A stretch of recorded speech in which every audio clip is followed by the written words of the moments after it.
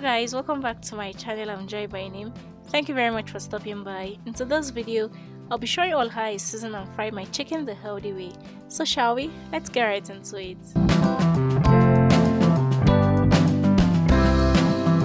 So to cook the chicken, I've cleaned it up already. I'll carefully transfer each chicken pieces into the pot. I'm actually using different parts of chicken. Okay, this is the last one. So I'll go ahead and season it up. I'm actually using some curry and thyme, red and yellow scotch bonnet pepper for heat, some ginger and garlic that are roughly cut, seasoning cube, diced onion and some salt to taste.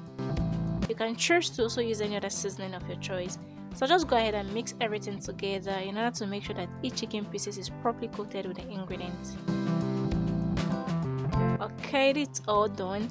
I want to be adding water into the pot, but you can choose to also marinate yours for some minutes before cooking. But I'll just cover the pot now and allow it to simmer for 10 minutes on medium heat. Okay, this is 10 minutes later and the chicken has started to release its natural liquid. So just go ahead and add a little more water to it in order to help the chicken to be able to cook properly. After additional 15 minutes, our chicken has been properly cooked, so I'll carefully remove them from the stock water. Okay, this is the last one.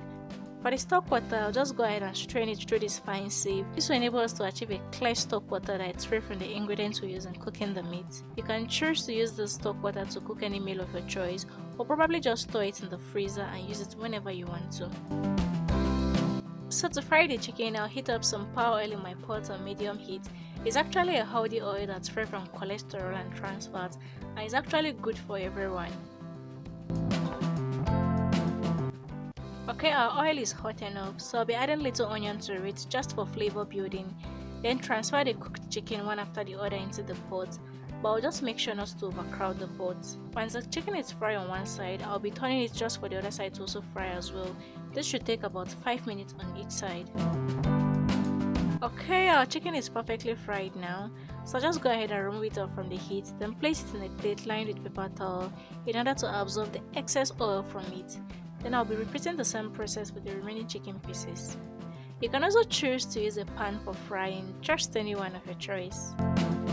So this is all the chicken pieces after frying. I also added a sprinkle of parsley leaf for extra pop of color and nutrients. Thank you very much for watching, guys. Let me know in the comment section what you think about this recipe.